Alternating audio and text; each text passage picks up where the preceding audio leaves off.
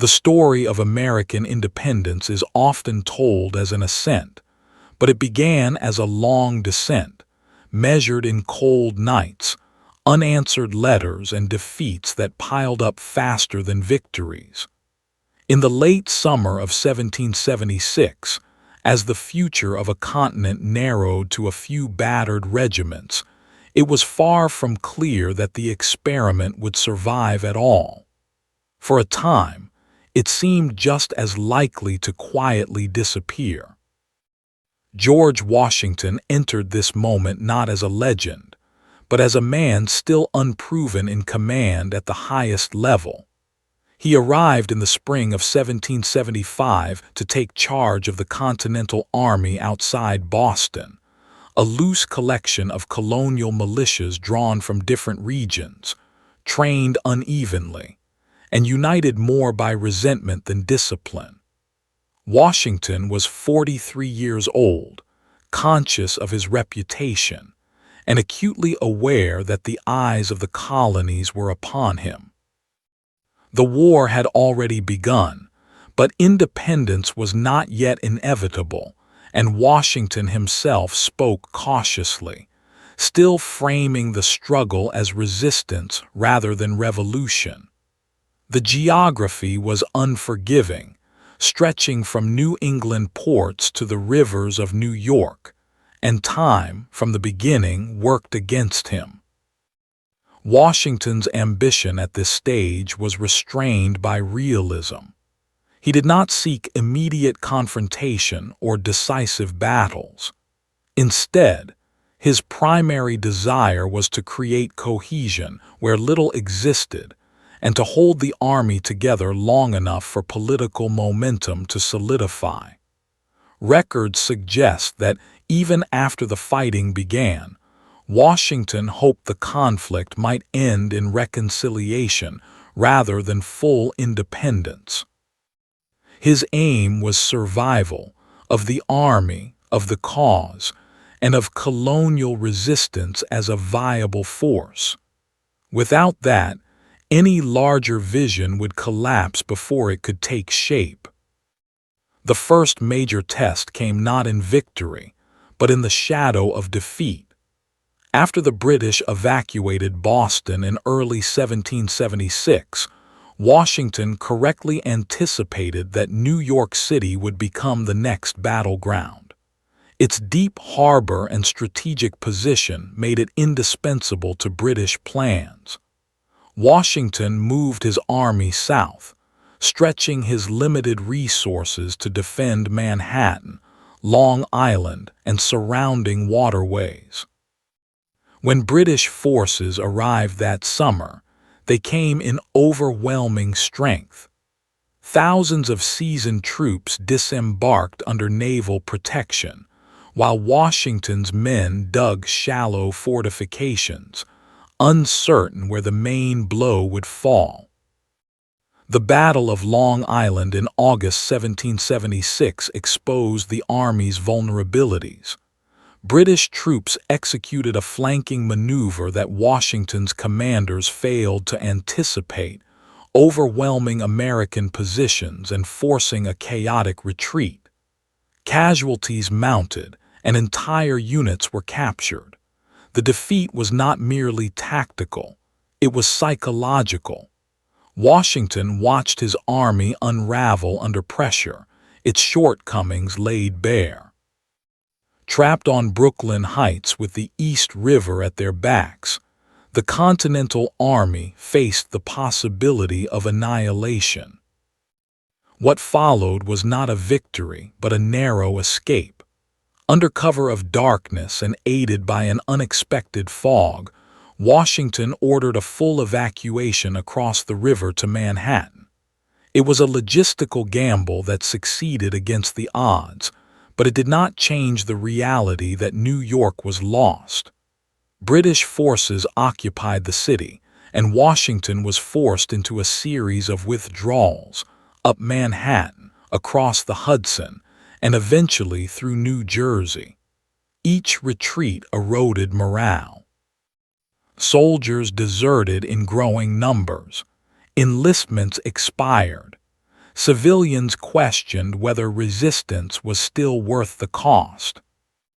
By the fall of 1776, the rebellion appeared to be collapsing. British commanders offered pardons to those willing to lay down their arms, and many did.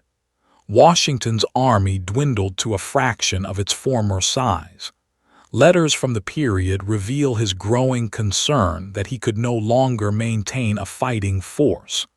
Congress fled Philadelphia as British troops threatened the city. The promise of independence, declared only months earlier, seemed increasingly abstract in the face of daily losses. The crisis reached its deepest point in December. The army, cold and underfed, camped along the west bank of the Delaware River. Some historians believe Washington understood that the war could effectively end when the year did. Most enlistments expired on January 1st, and without a dramatic change, there would be little left to command. The British, confident in their position, settled into winter quarters, assuming the rebellion would dissolve on its own. It was in this context that Washington made one of the most consequential decisions of the war. On Christmas night, he ordered a crossing of the Delaware River to strike the Hessian garrison at Trenton. The operation was fraught with risk. Ice clogged the river, the weather was severe, and coordination among units faltered. Several planned crossings failed altogether, yet Washington pressed on, leading the remaining force through the night. The victory at Trenton was limited in scale but profound in effect. The Hessians were surprised and quickly overwhelmed. Days later, another engagement at Princeton forced British troops to withdraw from much of New Jersey. These actions did not win the war, but they altered its trajectory.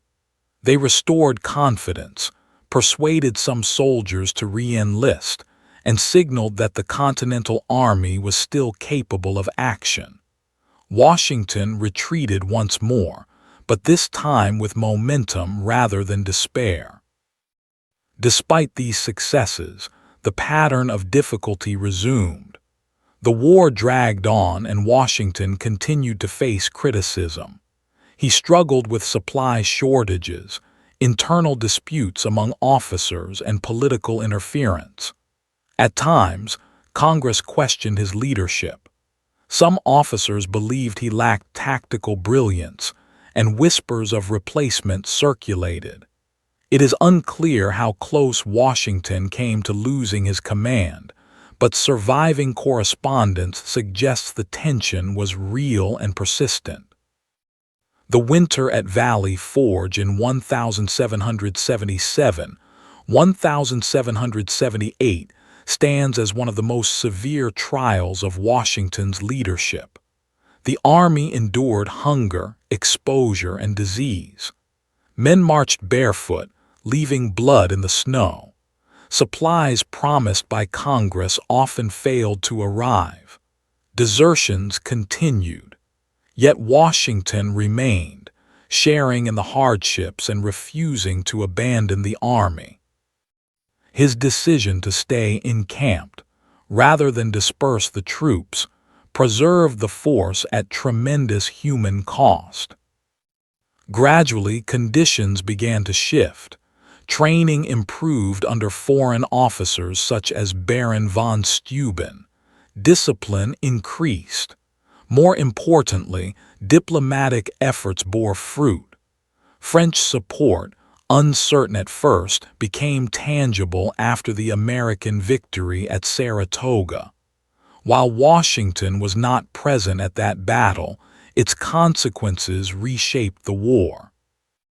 French naval power and financial assistance changed the strategic balance, constraining British movements and offering the Americans a chance to endure rather than triumph outright. Even with French support, Washington continued to prioritize preservation over decisive engagement. He avoided battles that risked destruction, frustrating critics who sought dramatic action. Some historians believe this restraint was Washington's greatest strength. He recognized that the war would be won not by conquering territory, but by outlasting British resolve. His army remained intact, and that fact alone sustained the rebellion. The final act unfolded slowly. British strategy shifted south, aiming to exploit Loyalist support. The plan faltered amid resistance and logistical challenges. By 1781, British forces under General Cornwallis moved into Virginia, seeking a defensible position. Washington, coordinating with French commanders, recognized an opportunity. French naval forces secured control of the Chesapeake Bay, trapping Cornwallis at Yorktown. The siege that followed was the culmination of years of endurance rather than tactical genius. When Cornwallis surrendered in October 1781, it marked the effective end of major fighting. The war itself would not formally conclude for 2 more years, but the outcome was no longer in doubt. Washington had not conquered the British Empire. He had survived it.